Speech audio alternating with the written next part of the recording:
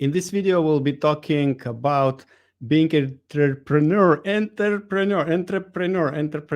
So about running businesses. I founded Orange Klik 6 years ago, and I know another guy in our industry, George Meressa from KLIGYS advertising agency for Amazon sellers, and he has been running his agency as well a few years. And I want to ask him questions. How does he do it, and what are his challenges? And if you will join this video at any time, don't forget to click like and subscribe below this video. And let's invite George. Hello, George. Hey, Augustus. As always, before we jump into nice, interesting questions, can you please introduce yourself and tell us how do you help Amazon sellers? Yeah, sure. So I'm George, the founder of KLIGYS. We've been helping brands with advertising on online since 2011. It's about 5-6 years ago now. We went primarily into Amazon. It was mostly Google before. So that's what we do. So we help Amazon sellers through paid advertising, so PPC, and also DSP. All right. And when I was sending the last reminder for this live session, the subject on the email we wrote, speed questions with 1.6 million agency owner. And now I see in the comments, Hennady is asking, hey, what does this 1.6 million mean? I picked up this number from one of your public videos, so it's nothing confidential, I guess. It's not monthly. It's not monthly turnover. Yeah. I wish it's yearly. So yeah. But it's a turnover of your agency, right? It's not like yeah.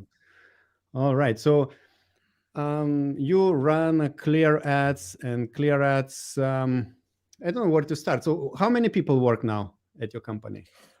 There's about 20 full-time employees, and then we have five VAs, and then we have a number of contractors. And one was like the second hire after you. When did you do that? Well, the second hire, that was a hard hire. I think the second hire. So I had an apprentice first, Megan, and then she was great, and then she left after 16 months, and then Emily came on, and she left after 4 months. She got a job at Google, and then it was Tom. Tom was the hire that stayed. He's still with us now, so Tom's been here a number of years. Cool. And okay, I had another question. I thought, I wanted to ask if you fired some people, and it sounds like some people left you, some people probably you fired. Yeah. How many people did you say goodbye in those years? That's a good question. So I think to begin with, I hired a lot of friends, so people who were able to help, and they took a risk with me because at the time, the business could fail and collapse. So it was easier to hire them, and mistakes were made. And then what happened is, as we grew a little bit more, we became a little bit more structured and professional. I then decided to go through a proper recruitment firm to hire people. So I got a business advisor who helps me out with a lot of things like that. But I think we've lost 2 or 3, and then we also had to get rid of 2. But it was done, I think, as well as it could be done, but still hard. So what was the shortest period of time the person worked with KLIGYS? Okay. So there's one person, and she was about a few days, like 3 days, I think. What happened? If I remember. Well, no. So I assigned her a task, and then I said to her, look, these are the tasks that need to be done. And then I went out for the day to a meeting in London. I came back that afternoon. I was like, how are you getting on with the tasks? She said, I didn't do them. And I was like, oh, why haven't you done the tasks? And so I had a question. I was waiting for you to get back so you can answer the question so I can continue. I was like, you could have sent me a message and I could have answered it. It was a very basic question. And I said, okay, right. And then had to after a few days, to kind of get rid of her. So that was not hard to fight. It wasn't hard to fight her. I think she knew already, like she was way over her head. Yeah. Not a good fit. So you said that you are searching for new people through like more professional hiring agency, right? Yeah. So we no longer do it through word of mouth. Like we go through recruitment agents.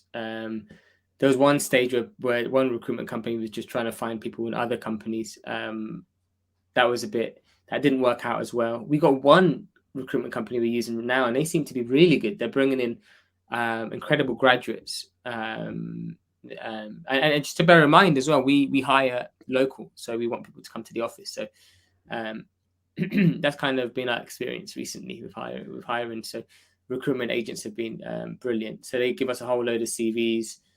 I feel like, for example, we had recently a writing, kind of a full-time writing gig that we needed to fill. And what we did is we asked that person to we had asked a few people to send in their CVs, as well as send in an article, a written article. And then when we asked them to send in a written article, it gave us a good idea of their writing style and what they're like. And then once we did the interviews, I think we had 2 or 3 that were really good. So what we did is we got them to write another 500-word article within 2 days, with deadline of 2 days, about kind of our industry. So it gave us a really good idea of kind of what they understand. And what was really interesting, one of them came back with questions. So what is it you'd like to see? Am I going in the right direction? The other person never came back with any questions. Lone Ranger. And straight away, we were able to see so many things you don't see in an interview. How proactive someone is, the level of detail they want to go into, and how seriously they take the work. So we saw that instantly in just that part of the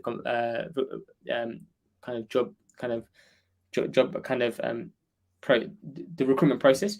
And there's another person. So when we were trying to hire a salesperson, without telling them on the phone call, first our head of sales had a one-to-one call with them, just so it's very much relaxed, easygoing. They get to understand who George is. And then I came on board with my business coach, and we asked some more challenging questions, because in the sales role, you can't stop when someone says, "No, I'm not interested." You need to keep pushing and asking the right questions. So we pushed them quite.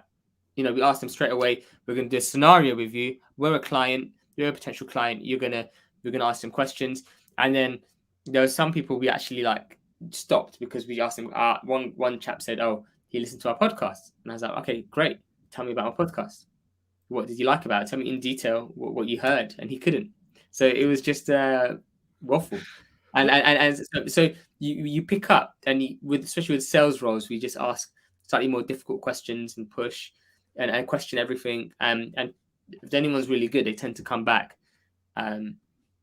With better answers. Yeah. Sometimes I also get emails saying like, "Oh, I follow Orange Klik. I really love your recent video which you published." And I'm asking, and then they pick up some really they reply in a silly way, and you understand they just trying to please you with that sentence. And look, Hanadi is asking how many sellers and how many PPC managers. So basically, he wants to know how many clients do you have and how many PPC managers. Of course, feel free not to release this. So in terms of sellers, we go on accounts that we work on. So we could have a DSP account, a PPC account. So we have about 100 at the moment, some of which are the same company, but we count them as 2 because we're doing PPC and DSP. In terms of PPC managers, we have around 17 PPC managers plus 5 VAs who help out, and we spread it across the team. But the thing to bear in mind as well is what we've done is, and what's different is we provide account managers with a commission structure. So every account manager that takes on a new client, they get a percentage of whatever the client pays. So it's within their interest to take on as many as possible. So the reason why we did this as well is because we noticed some account managers have far more capacity. That's the first thing. They have far more capacity. The second thing is some account managers are just incredibly ambitious. They want to make as much money as possible. However, some want to have a 9-to-5 split. They want to have a good work-life balance, and they're both okay. But we know who's who. So we know some account managers are right, give me whatever's going, and as long as they meet our quantitative metric of are they looking after accounts well, have there been any slip ups, is the communication being on point, have they had a good amount of work go through accounts? And there was a quantitative way that we measure all of that. As long as that is met, then yeah, we give them more clients. So we can have one account manager who has 6 accounts. We can have another who has 17 or 18 accounts. And it's so it just depends. All right. Gennady has another question. How many sales managers do you have? Good question. So we have one head of sales, and we've just hired another salesperson. But what you have to remember is when it comes to leads, a lot of this stuff is done through marketing. So, through paid ads, through organic, through events, through sponsorships, through being in the industry, speaking to people, word of mouth. So we're constantly getting leads come in. So the salesperson's job is just to figure out if they're a right fit, if we can help, and kind of close. So we're not actively like calling people. So you talked about yes, your team, and let me share the screen. So let's look at your screen at your website. Oh no. So how do you okay, so you're not happy about your website? It No, says I just thought, maximizing. yeah, I was just wondering what errors are you going to pull. You said this, and look at that. but yeah. So and just I'm one thing I wanted to thinking, what's the message, right? Maximizing your Amazon ads ROI. How do you get clients? Through the website, mostly? Yeah, it's funny enough, it's organic. So the fact that, because the website's been there 11 years, it's got some domain authority, and then every now and again someone searches Amazon DSP agency, we kind of rank fairly well on Google. So then people come through to the website, and they tend to inquire. So that's one way, and then events. So going to events, and it's a relational thing. I think when you meet quite a lot of people, I think the main thing is just showing them genuine human, and we've got their best interests at heart. We're not doing anything spectacular. We're not doing anything that's like a magic wand. It's going to make you lots of money. It's just that we have experience in a lot of accounts over the years, so we're able to do things properly, maximize return, minimize waste. That's how we kind of work.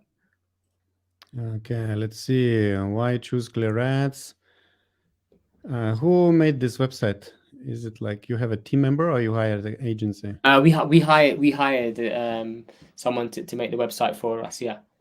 So the team looks very happy. Do you make like any kind of retreats, or what's your policy about making them happy? The team is everything. The team is everything. I think what's very different about our agency, and I just is kind of how I do it. And I'm not trying to sell anything to anyone, but all I'm saying is I own 100% of the business. There's no investors, there's no debt, there's nothing. So I understand my team is everything. They are my priority, because with the team, they do everything, so they get the majority of what the company makes. So that's the first thing, is making sure there's no limit to salary. There's no limit to what they can earn. So that's the first. That's the first thing. The second thing is we do, as long as goals are hit, we do go away. So, for example, we went to Bali a few years back. The whole team took them on just kind of a team retreat. This year, at the beginning of this year, we went to Mexico. And that was the whole team again, and we went and spent some time in hotels and stuff. And then we also offer sabbatical, so someone's been there for 5 years, the agency, to have a 1 month paid leave, and they're expected to go and do something interesting, not stay at home. And we're now offering as well, work from different locations as well. So just try and offer as much flexibility as possible. Is kind of what we do, and just ask them. Like I asked them, what do you want? Beginning of the year, I was like, to every single person, what is it you're looking for? And just trying to figure out what it is that drives them.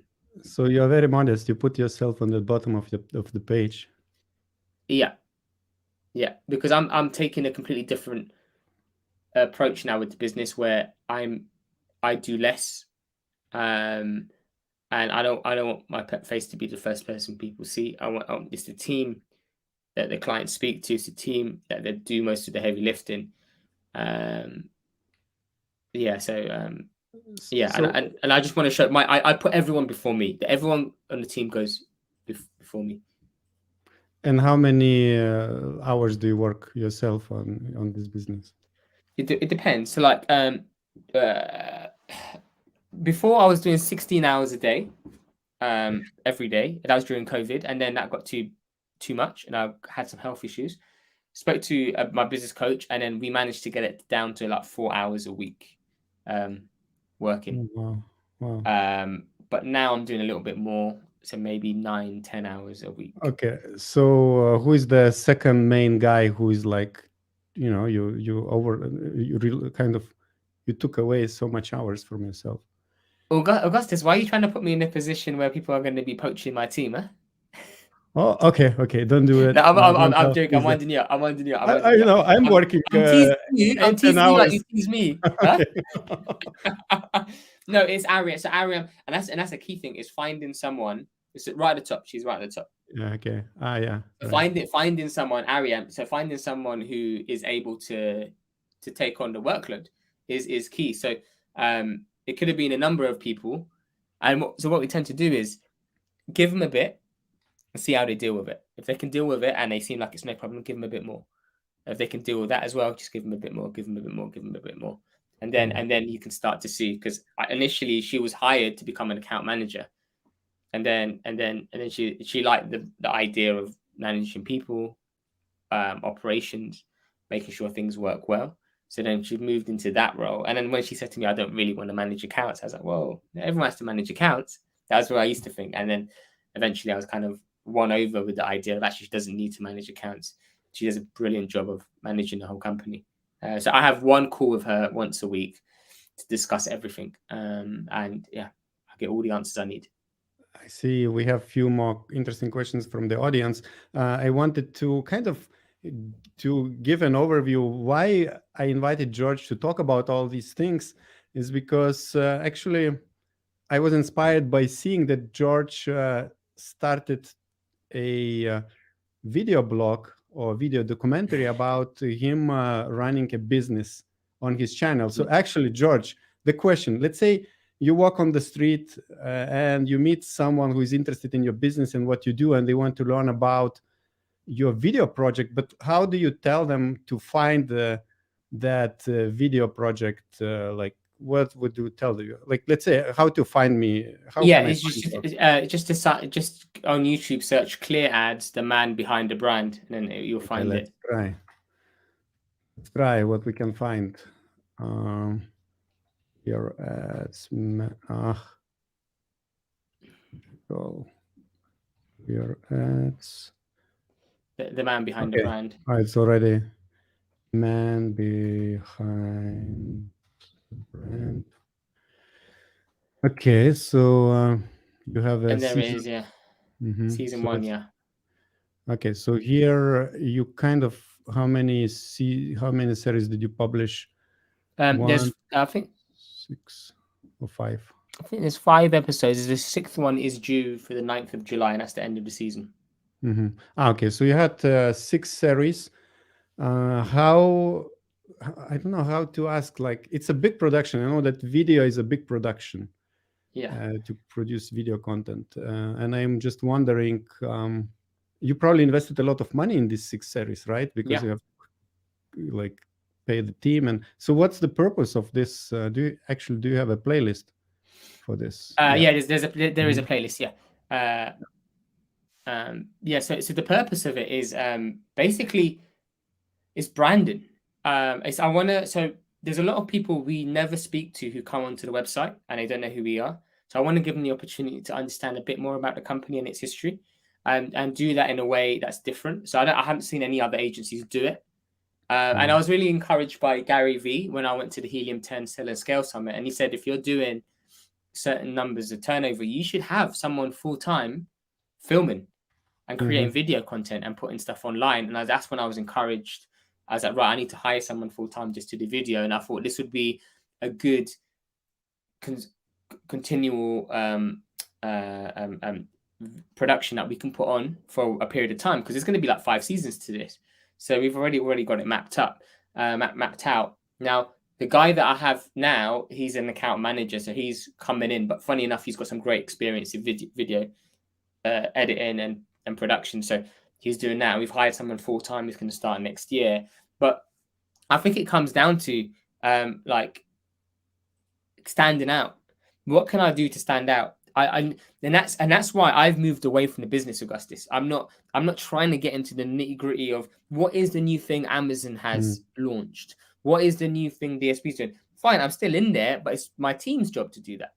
My job is, how can I make the company stand out, and how can I work to ensure that the company's around for the next 10, 15, 20 years? That's my job. So I'm always looking. So this is one of 5 ideas that I'm working on right now. And you know what? This could be a complete waste of time. Nothing can come out of it. But then who knows what might come out of it? So I'm willing to take those gambles, because I know after a few gambles like this, then you're likely to come up with something that could change the game. That's the same thing that happened with DSP. I didn't know if it was going to work. No, I didn't know at all. No one else was doing it. So actually, I remember we had that interview with you when we were starting off early on, and then it became something that transformed the entire business. And that's the kind of place I'm in at the moment, is what can I do that's different that not many people are doing? Yeah, there was this video which we recorded with you probably, I don't know, many years ago. Yeah. And I believe you were running advertising on it, so we got so many advertisings, so many views. You got so many views for us. I was like thinking, I was telling to my team, like, oh, who is like watching this video? And so what was your purpose in this strategy? Maybe it's good. Did it work for you?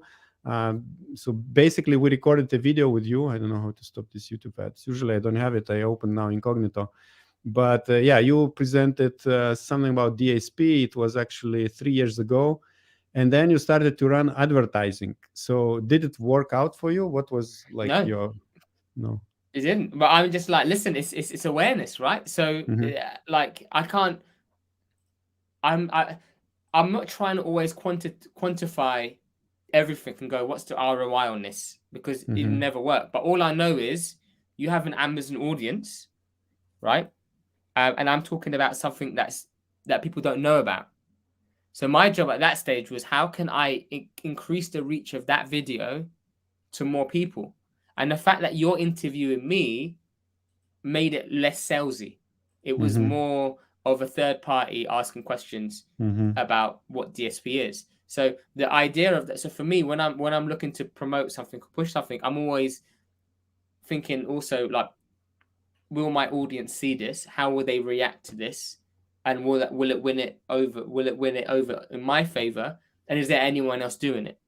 Or is there many people doing this strategy? Is what I'm always thinking about. And you are running also advertising on your documentary, right? Because it's a 5K views, 15K views. Yeah. You do the same. So we run some paid ads, yeah. And I saw that in your documentary you were talking with your teacher, with your I don't know, people who invited you to university and your family. Yeah. You're being vulnerable a lot. Actually, talking about this kind of vlogs, we also or I start something similar. I want to share a video blog about how we do events at Orange Klik, and we published one 6 days ago. And we are publishing next video blog tomorrow. And this also I wanted to do it for a long time, that people see how much work we put into events.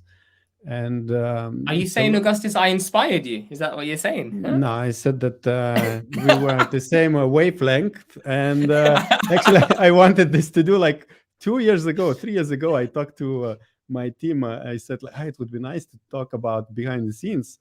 But then we end up at the venue of the event, and like there are so many moving pieces, sponsors, chairs, lanyards, and we just don't film it, and we cannot share anything.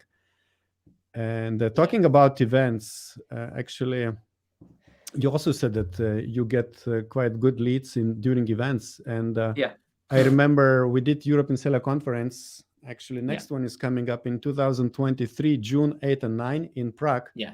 And this is my own kind of flagship event, which I started in 2019. And I think you came to the first event in March. Yeah. Yeah. Yeah, I remember that event. Yeah.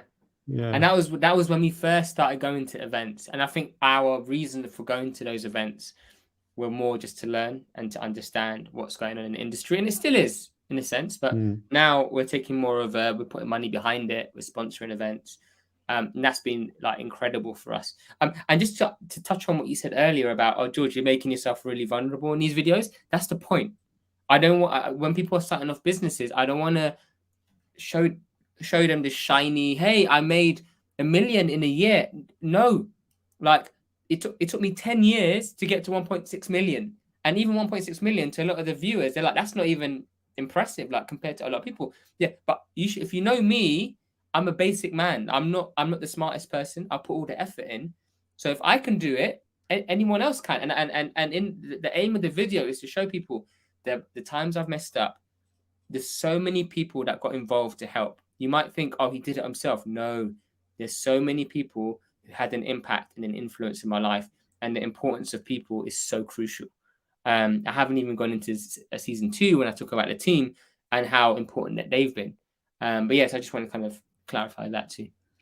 And if you're enjoying this conversation, don't forget to hit like. I still see not so many likes below this video.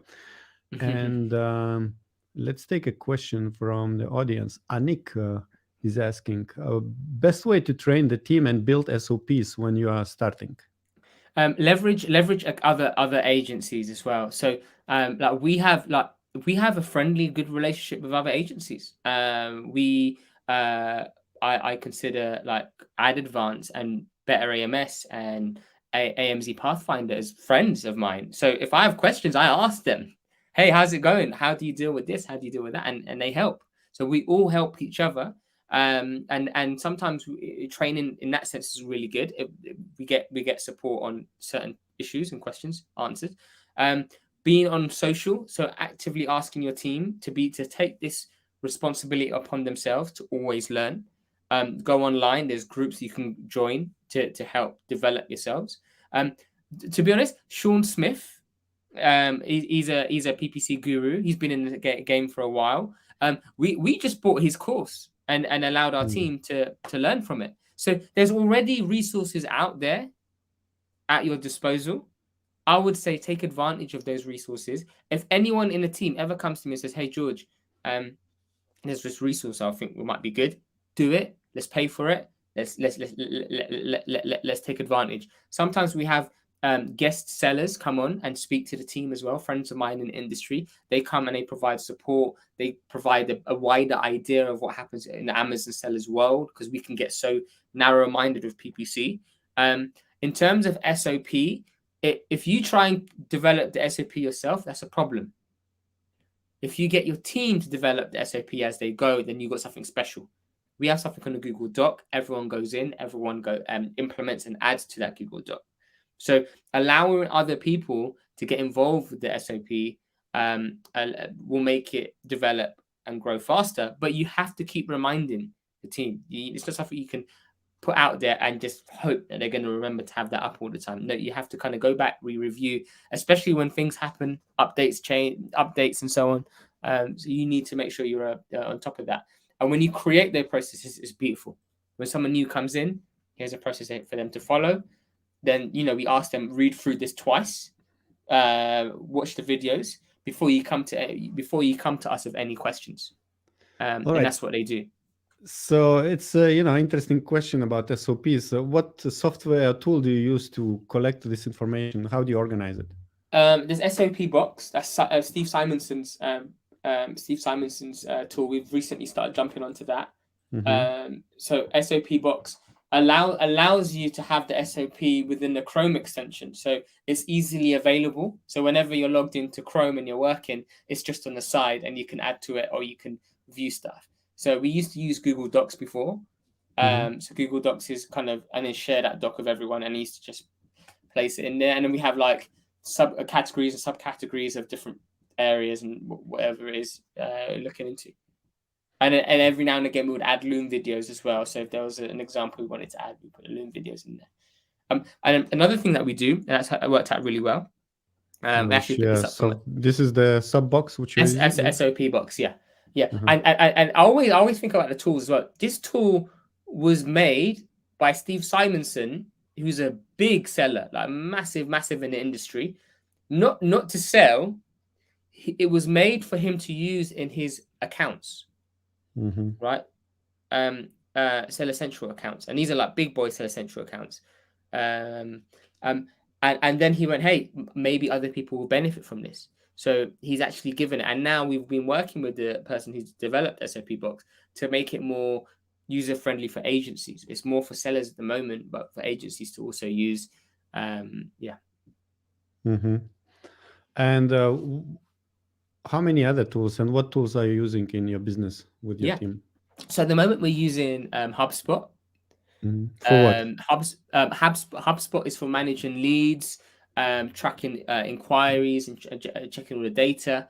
That's kind of the main reason we use HubSpot. And do you pay like per user, or it's like one time, like per month? No, it's quite expensive. It's every 3 months. I think it's like $5,000 or something every 3 months. Wow. So we use that. We use Basecamp, but we're looking to maybe move away from that, and that's a way people kind of can log work that does all work that's done across accounts. We've recently moved to Microsoft Teams, trying to have everything integrated inside one platform.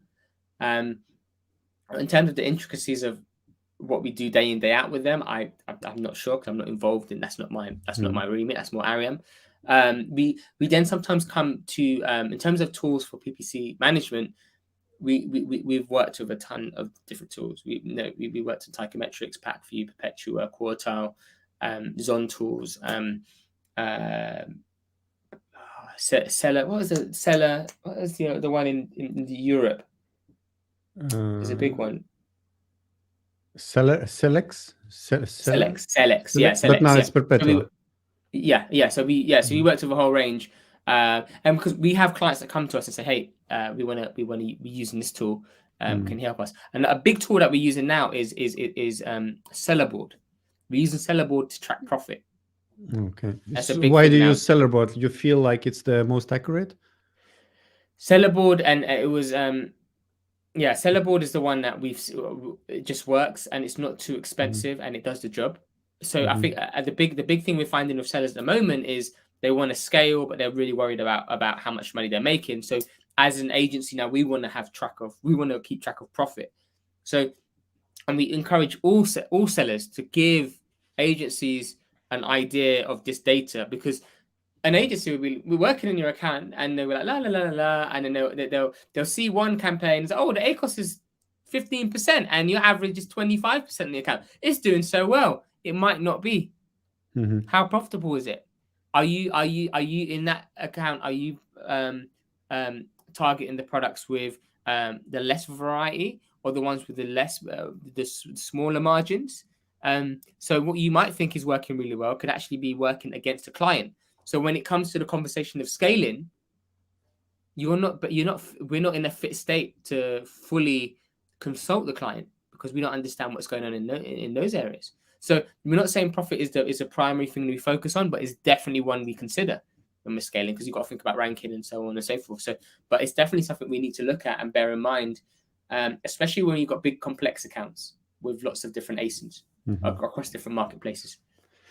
So when you were growing your agency in the last years, what was the biggest challenge? Managing people. That was the biggest challenge. And that's when we introduced these structured meetings. So everyone gets a meeting once a week, and we follow a clear structure with each person. Now, when we started putting this in place, I took every single one of those meetings, right? And then every person has a one-on-one meeting with you at the beginning? One-to-one meeting with me at the beginning. Every week. Wow. And then I realized some of them were very good at these meetings. So what I did is I made them take some of the meetings, so I didn't have to. Then I get them to feed back to me, what is it that I need to know about that's happened with you or the people under you that you do the meetings with. At the beginning, I was like, oh, this person had this issue, but I'm always trying to empower everyone. And I'm always saying, okay, what can they do or what can you do to resolve it? Okay, go do that. Even if I know a better way of doing it or I think I know the answer, I'm like, okay, you go do that. And then eventually those questions stop coming. And now I have one person, which is Ariam, who I deal with, who tells me everything I need to know about the business within a week. So there's processes, there's systems that get put in place every week. I don't need to know about it. I don't need to know about everything. So how did you come to this point, and how long did it take? Did you figure it out yourself, or you took some coaching? Oh, absolutely not. No. The reason. So what happened is I knew, okay, as a PPC manager, I used to be a PPC manager.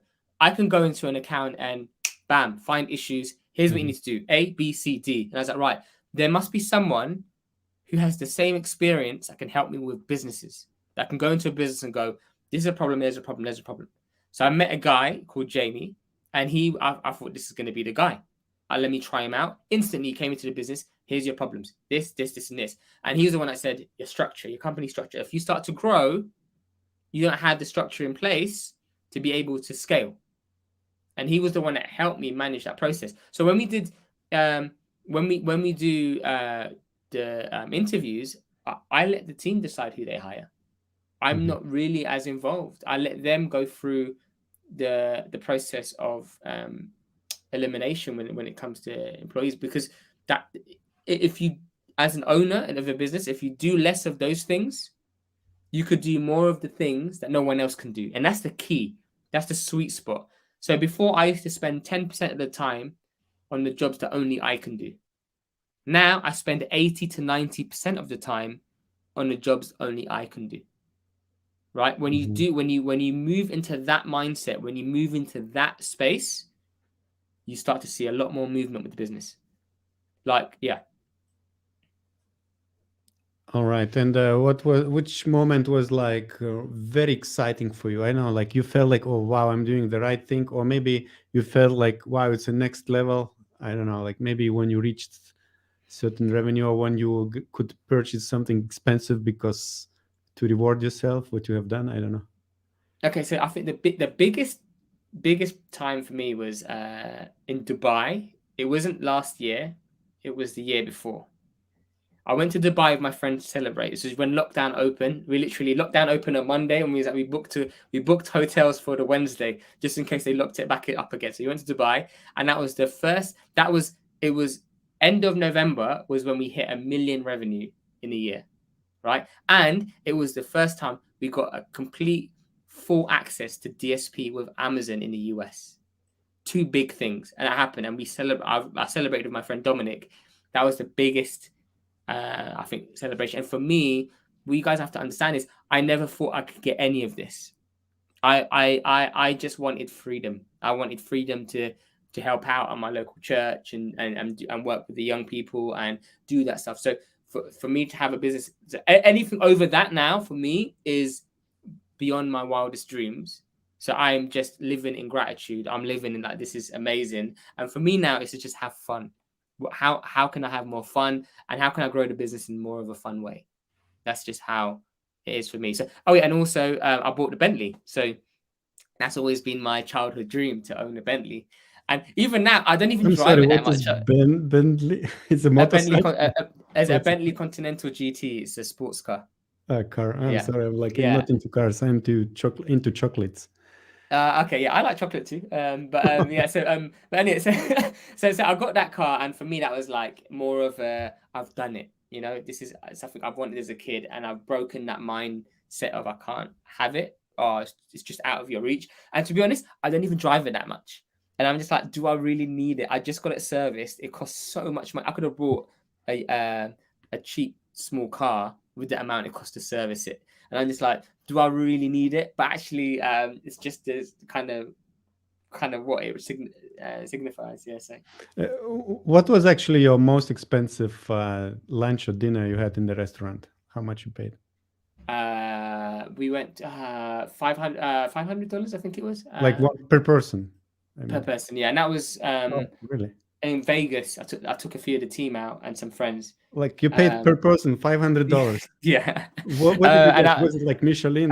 It was a 3 Michelin star restaurant in Roberjon, as I think it's called, in Vegas. A friend of mine told me about it. And Kevin King actually is like one of the best places ever ate. So I was like, we're in Vegas, we might as well try it. So yeah, 1 month ago I was in my first Michelin restaurant in Lisbon in Portugal. I like I'm like now Nice. hyped. It was Yeah. so amazing. Yeah. Like, Yeah. I love it. I Yeah. love my food, and that's it. For me, it's like the freedom. It's like I want to do things like that. If I'm with someone who can't afford it, I don't want them to think about that. Let's just go and let's eat and let's have a good time. So like for me, like if you see where I live, it's a 2-bedroom flat, and there's nothing Mm. special about it. It's just 2 bedrooms. It's got some nice carpets. I painted the walls recently, but that's it. But like for me, it's I'm not looking for the lavish. I'm looking for just to like enjoy each day. Like that's I think when I got ill and I used to worry about this insignificant things about the future and everything like that, it stopped me from doing all of that. Now it's just live each day, enjoy it, treat everyone around you good, and it always comes back. I see.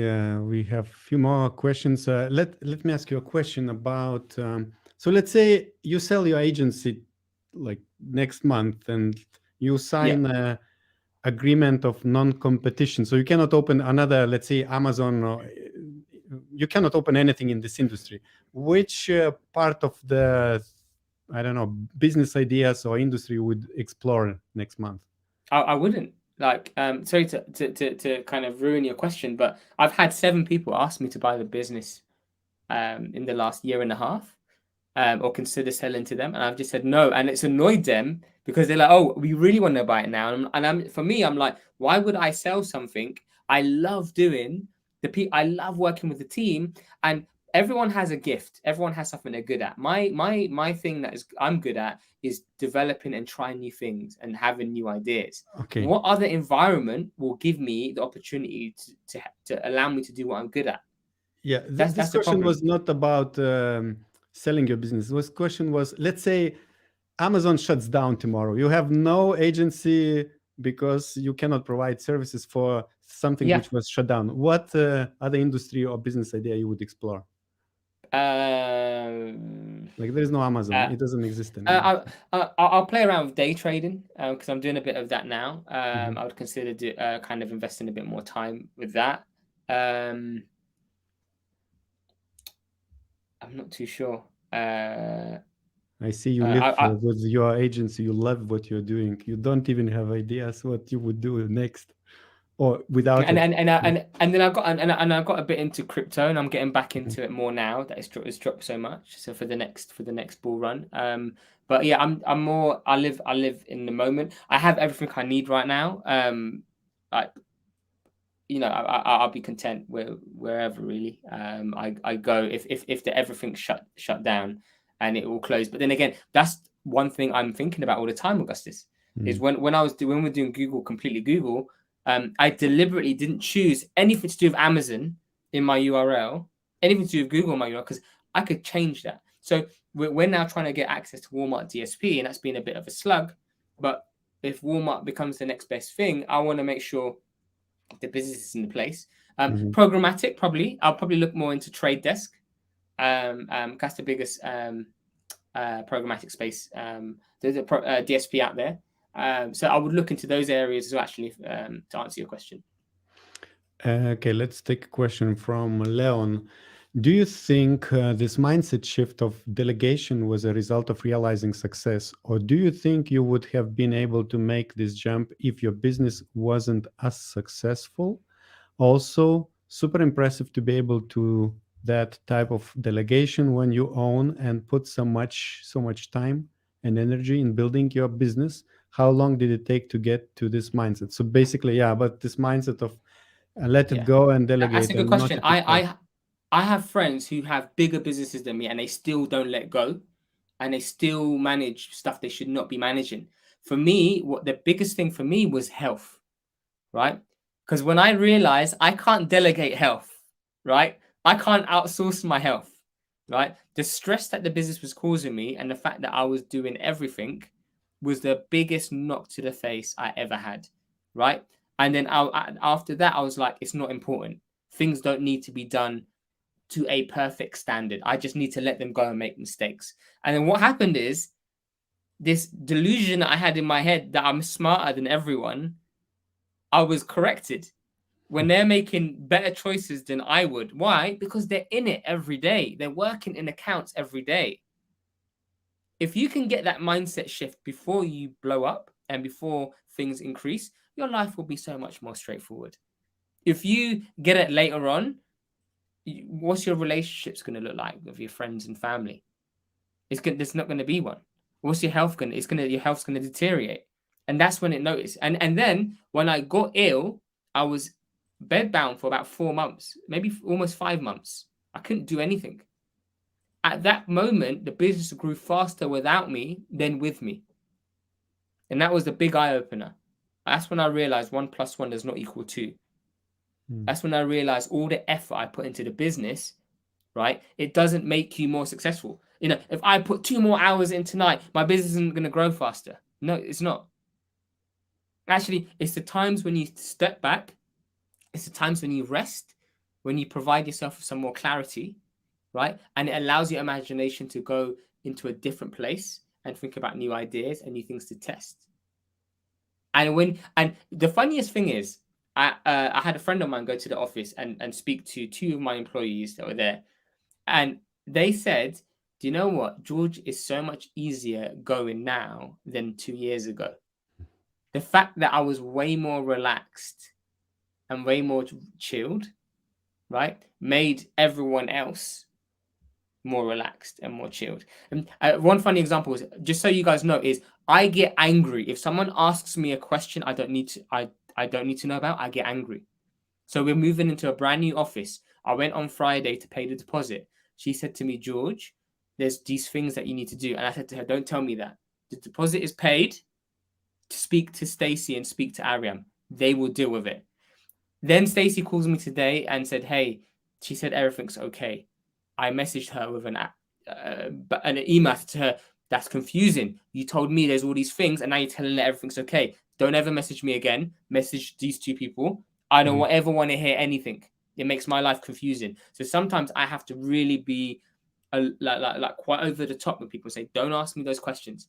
I don't want to know, because someone else can answer that way better than me, and I've got enough to deal with in my mind than to think about what color I want the wall. I can care less. You know, like, who cares? Like, these are things I don't need to know about. And I think when you get into that mindset and you train people, actually, then they'll know between them, oh, don't ask George that question. And it's always of new employees. They always say, oh, don't ask him that.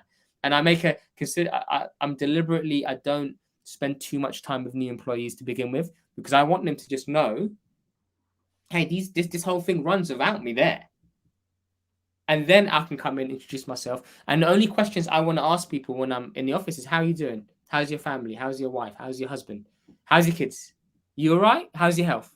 Tell me a joke. Let's have a laugh. And that's it. That's the conversations I want to have. I don't want to have questions about the new Amazon thing or nothing like that. I want that to be structured in a way that's going to help me do something about it. So what's the formula of running a business? Let's say when you started, you were alone, you got the second hire, maybe the second was not successful. Then you got someone more long-term. And like, what would you suggest to, let's say, I don't know, your nephew, your kid, or your relative, or someone who is very enthusiastic to start some kind of business like you are doing? Like, what would you, how would you shorten the path for that person? Right. So if someone's looking to start a business or do something new, this one thing I tell people, I've told that 10 people to do this. Only 3 of them listen to me, and all 3 of them are okay now. They're doing what they love to do.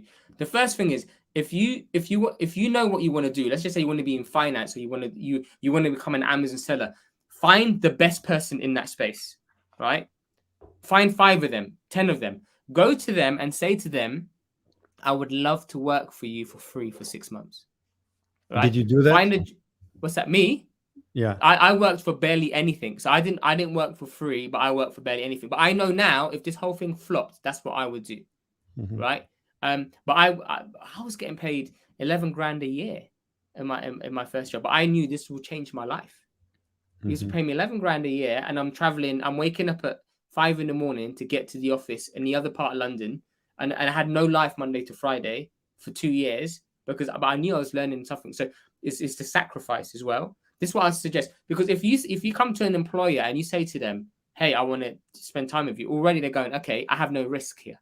There's no risk. I can get rid of them at any time. They're not technically an employee. They're a volunteer, right? And then if they can see Honestly, with employers, all they want to see, right, is that you stick to your word. You say you're going to finish this job. When you say you're going to finish this job, you finish it. You come in on time, right? You do the work cut out, and you show some initiative, right? Some proactive learning. You show those basic things, right? When a job role opens up, you're going to be the first to be considered. If they don't consider you, you've just gone in and got the best training in the world of how to do something by someone who's doing it well at real time, right? It's not in a textbook that was written 4 years ago. It is in real time. So you're learning all of this stuff in real time, which you can then develop. Now, the biggest challenge you'll find is going from 1 to 2. Who is your number 2? When you find that number 2, then they can help you do some of the training. They can help you develop the business. But it's finding that number 2, and there's no easy answer for that. You have to work for a few people and see who fits the criteria you need. Well, usually, people, if they are adults, they don't have much support. So if they will work for half a year for free, so do you suggest that they work full time and then they go like to get so a paid job to?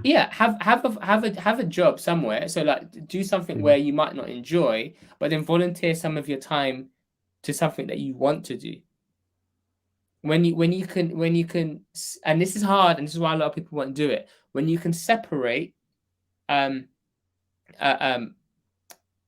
being paid for your time with being paid with knowledge, because the knowledge that you learn and you pick up is going to have a lifetime value, and you might not see that in the short term, but in the long run, that's when people are going to see, okay, actually, hold on, you can charge that amount for a consultation fee. You can charge a lot of money because of your experience, but until you get your foot in the door. So you said there were 3 advices you would give. One is go to work for someone for free.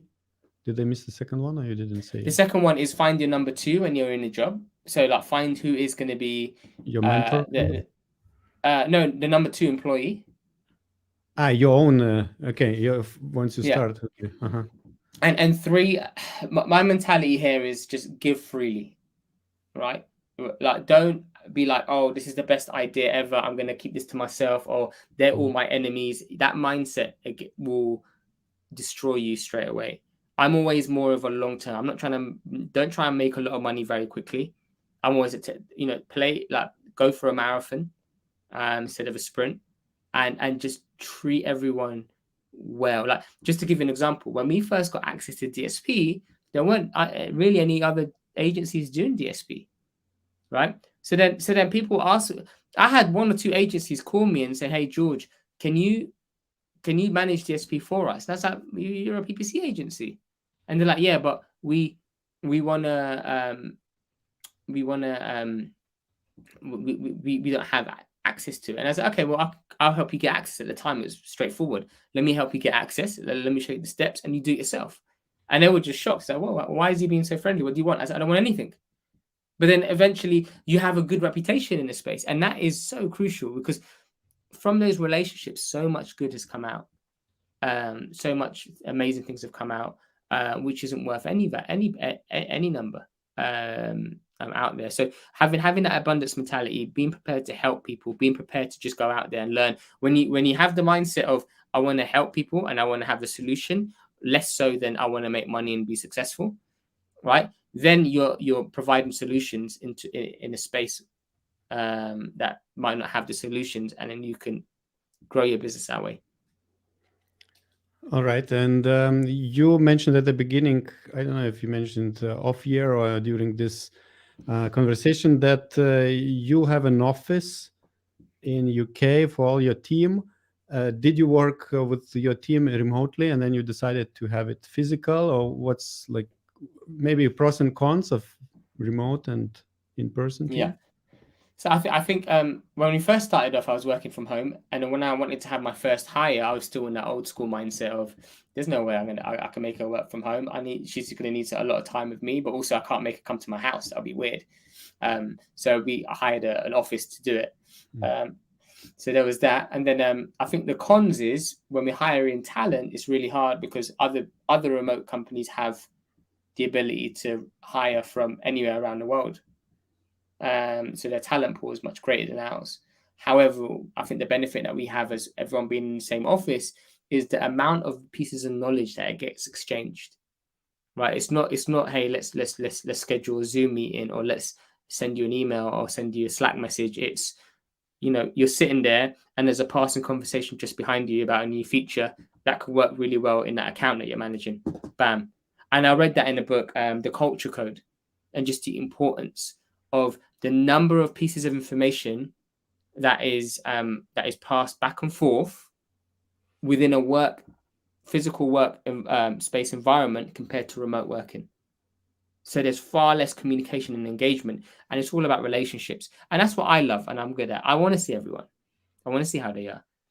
When you're asking someone questions, if you do it by email, you don't know what they're going through.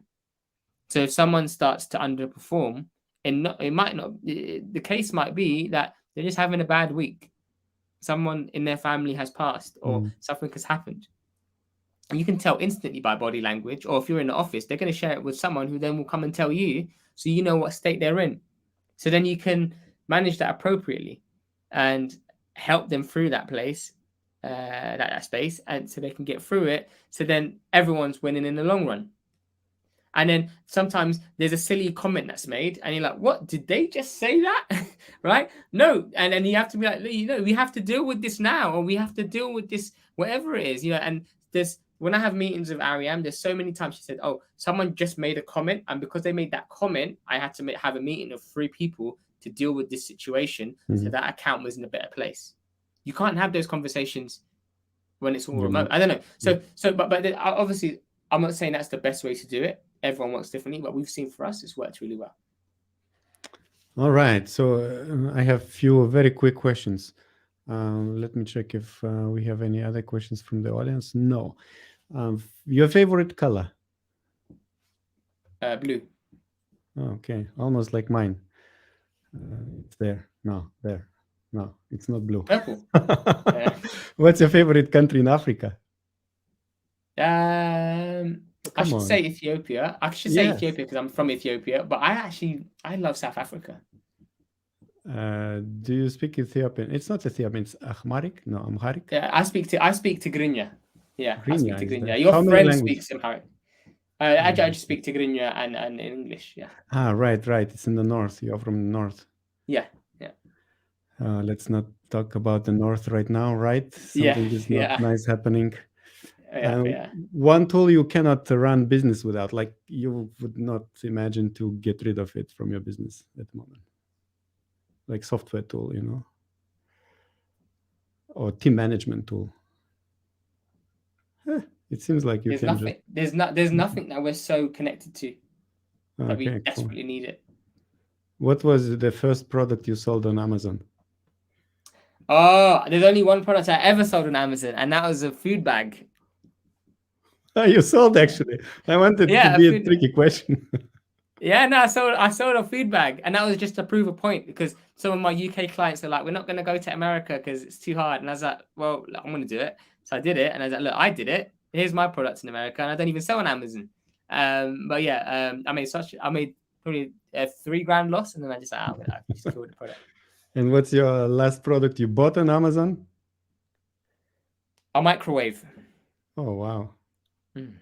For my mom. Was it on like Black Friday? Or since Black Friday you bought like another? No, it's 2 days ago. It's 2 days ago. Yeah. How often do you buy on Amazon? On Amazon, once a week, twice a week. Yeah.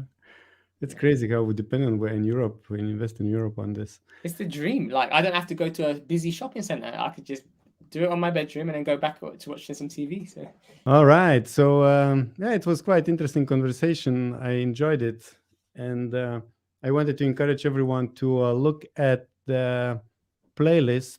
Of course, first you can visit the website of George if you need help with advertising on Amazon with DSP, right? All PPC, PPC, all these 20 people. Actually, how many did you say? 25 or? No, there's 20, but we still have to add. We've just hired 15, 17. Hey, you missed. Now these people from your team will be watching this webinar. No, we haven't put Ian on there yet. Jessica just started last week, and Abir starting in January. So yeah. So, and all right. And then don't forget to visit the playlist of George documentary where he shares his life. And we will see in the first, I don't know why you call it seasons, why it cannot be just like episode 1, 2, 3, 4, 5, 100, and now you have a season. What does it mean, season? 6 It series. makes it sound cooler, Augustus. Like Cool. I have Okay, and you need seasons, this you know? S01, S05. You know, the YouTuber who is finding your video, he doesn't care what this number. It's like, and he opens. So when is the next season starting? The next season's going to start probably February next year. So it's like in 2 months. So it's like a short break, and then we rename the title. Yeah, so it'll be the team behind the dream, season 2. Okay. Yeah. So the first season was the man behind the brand. Then will be about the team, and the third season. Ooh, that's when it blew up.